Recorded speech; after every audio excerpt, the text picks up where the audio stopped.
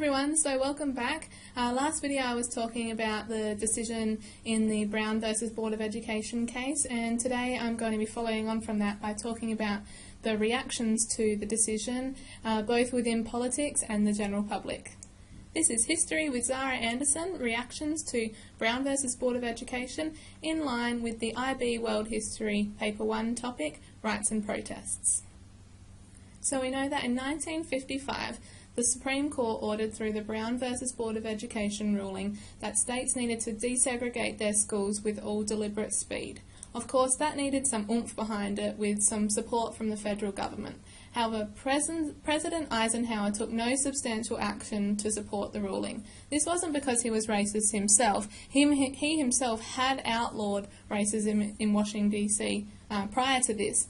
However, 1956 was an election year. He was running for re-election, and so he had at the forefront of his mind that he was fearing stirring up stable Middle America. Things were going well in Middle America at the time, and he was terrified of how it would look for him if there began to be rioting and chaos unfolding in the southern states. So by the time he was re-elected in November 1956, because there was no support from the government to implement the ruling of Brown versus Board of Education, by 1956 in November there had been little immediate desegregation within the southern states. In fact, there was active opposition to desegregation from many of the states. In 1956, Senator Harry F. Byrd of Virginia declared a policy of massive resistance.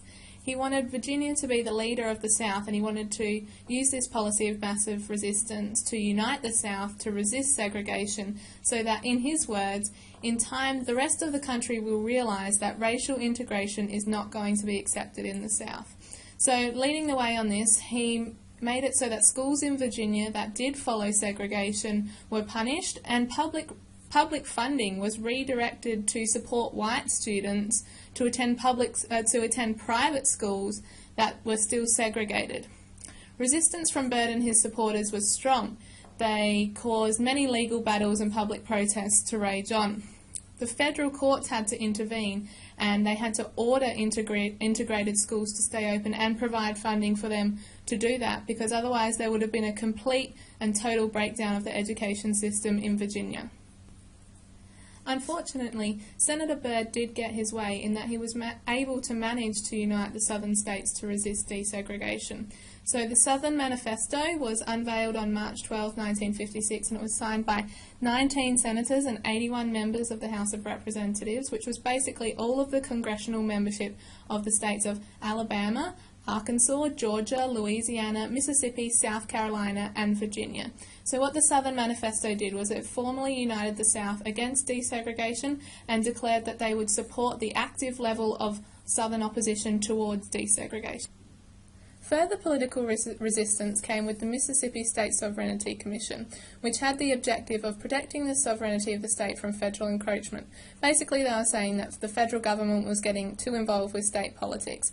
However, that was really just a cover to undermine the civil rights movement, which was their true goal. And the way that they did this was through stealth, blackmail, and slander. One of their tactics was for informants to pass on details of protests, meetings, and marches, and they also encouraged the use of police harassment against African Americans who supported the civil rights movement.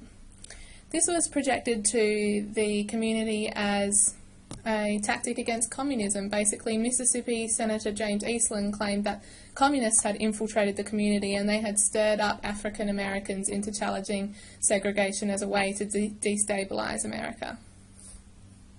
To look at the reaction amongst individuals, I thought I'd share with you two primary sources. They're basically opinion letters to the editor of newspaper, and they're sharing the two perspectives that there were, the two reactions to the Brown versus Board of Education decision. So the first one is from William M. Franklin, and he says, "Of all the Supreme Court decisions, the outlawing of segregation in education is by far the most important.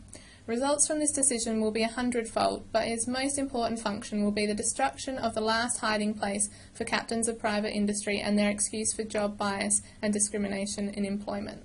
So basically what Franklin is saying there, that it's not just desegregation in education, it goes much further than that, in that desegregation in education will allow social norms to be broken.